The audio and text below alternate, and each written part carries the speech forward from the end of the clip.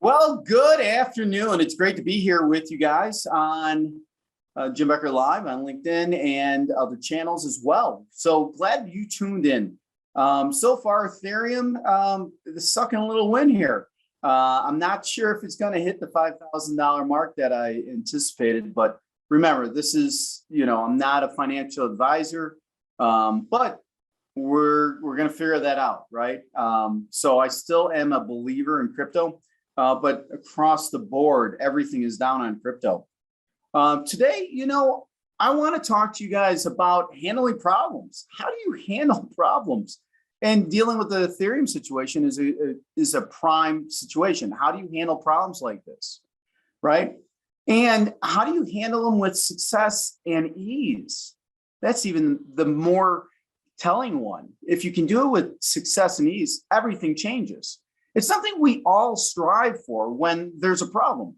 Unfortunately, problems don't always turn out the way we really want them to, do they? Whether you are a leader or in an entry-level position as an employee, you need to know how to handle your problems effectively and efficiently. If you can figure that out, things go so much easier. I use a problem process of my own.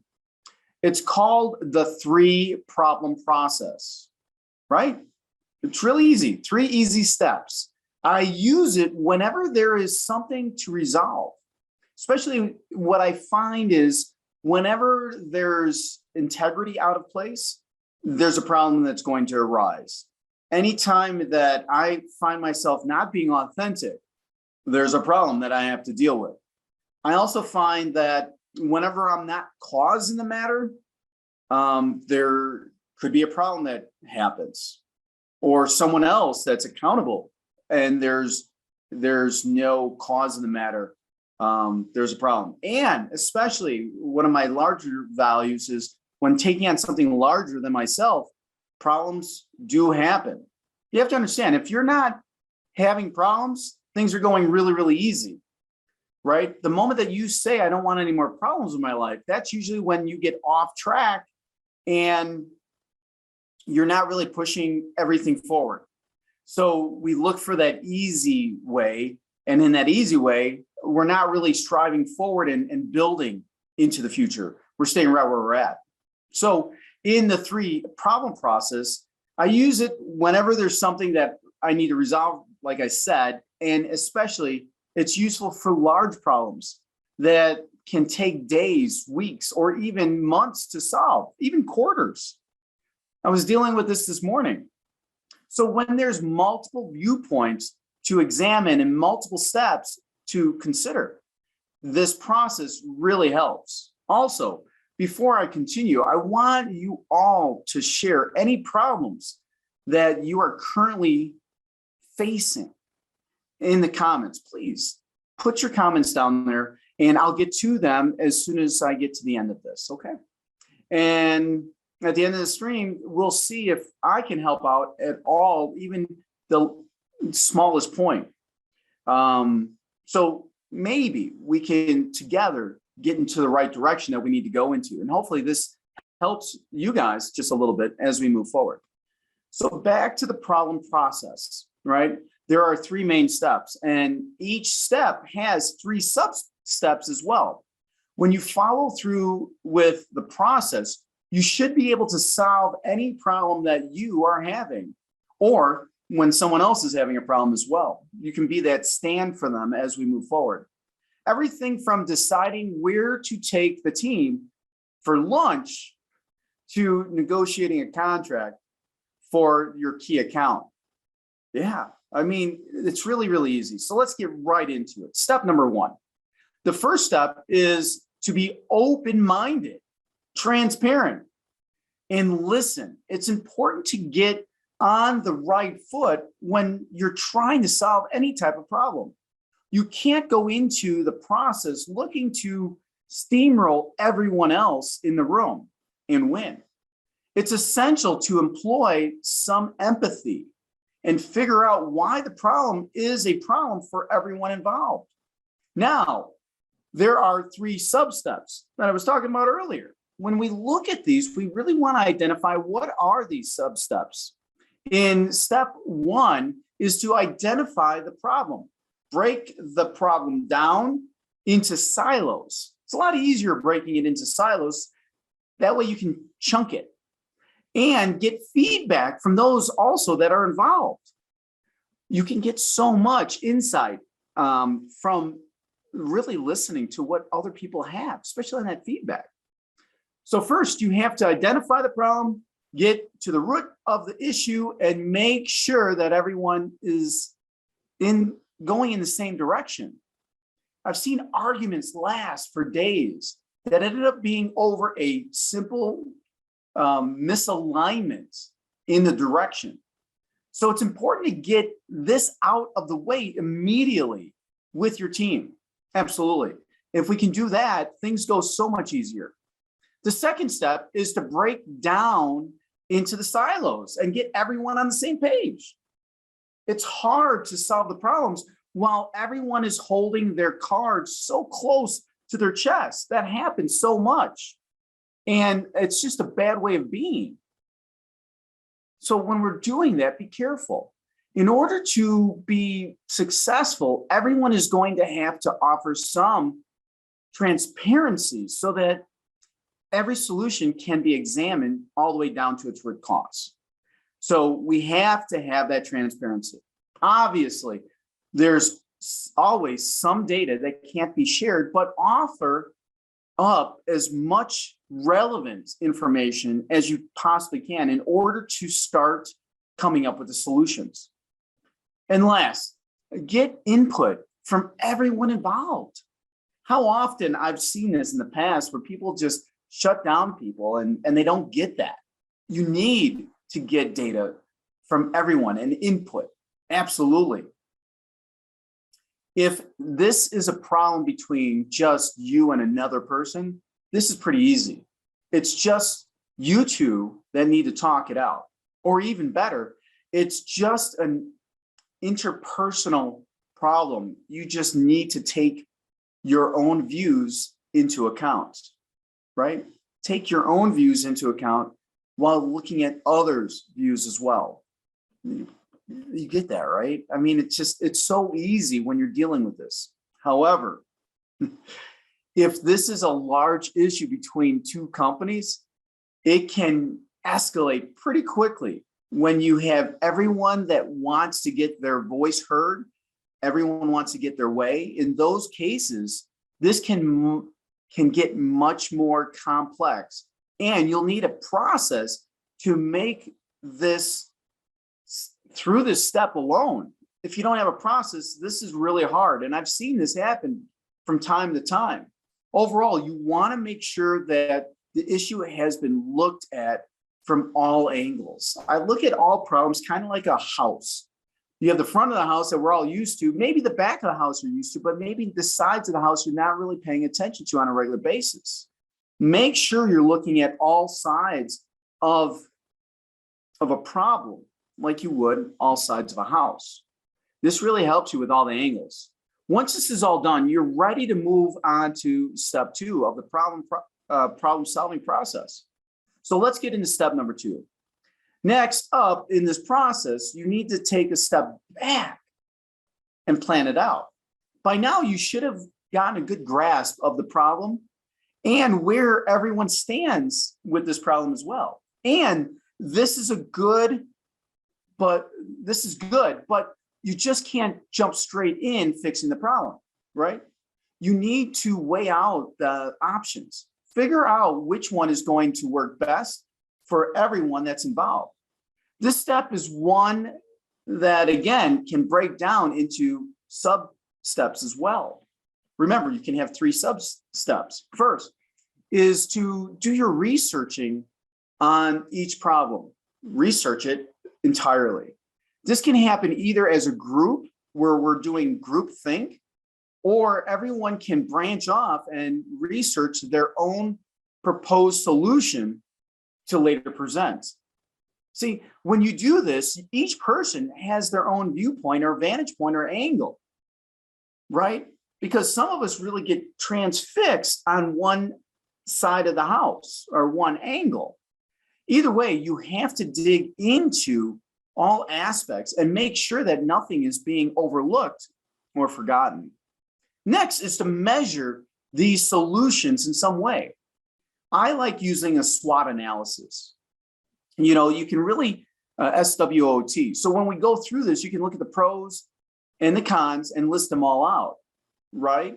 And then you can do a Venn diagram or some other method. Find some way to easily compare the solutions so that they can be weighed against each other. When you can compare and contrast, this is where things really, really change. You can really see the difference, and you can see other people's viewpoints as well. Finally, it's time to make that decision. Something that will work for everyone that's involved. This step varies widely depending on the scale of the problem and who's involved as well. Sometimes it may be up to one person to make the decision, and other times it may need to be voted on by the board, or maybe voted on by your whole group, your little cohort that you've put together. If you were able to find a way to measure and present a solution in an easy, understanding way, then this step will go much more smoothly each and every time. Wouldn't you like to be able to do that each and every time? So a decision can and has been made.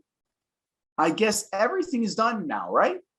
No, it's not. We are only done with step number 2, and there's 3 steps. So just because a decision has been made does not mean that the problem is fixed. It just means that you are ready to move on to the next step. So when we go into step number 3, which is the last step, is implementing and measuring the solution. Yes, you have to implement and measure the solution, right? You ever take like an assessment, right? It's good to measure. If you can measure, you can manage. You are now at the stage where all that's left to do is taking action to actually fix the problem. So before going out and celebrating, right, which we all do, that a solution has been found, you absolutely want to do the first sub-step, which is assign accountability and responsibility, right? Don't leave the meeting without figuring out who has to do what. You have to have one person accountable to the solution. So make sure you find that one person that's accountable to the whole solution. When you find that, that's really critical. Complex problems will probably require complex solutions with many people involved. So make sure that everyone knows exactly what they're going to have to do. Don't just assume everyone's going to go out and perform the steps necessary. This is where I've failed so many times in my leadership role. You have to identify who's accountable, most important, and then who's responsible, and making sure that they know exactly who's responsible on each level and what is that responsibility. And if it's just you working on the solution, make sure that you have the steps broken down so that you can create a good action plan. And there's one that really, when we're working by ourselves, do we really break down our own action plan? Hopefully we do, right?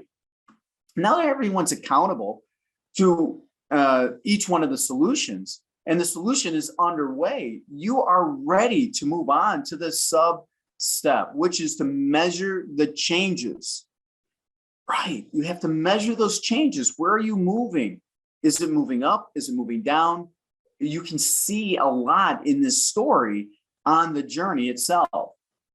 Is the solution actually working as intended? I would hope so. Otherwise, you just got back to the step 1, right? You just got knocked back. So and you're going to start over. So you got to start the whole process over. It is important that you don't just assume that the problem is fixed, because people are now working on it.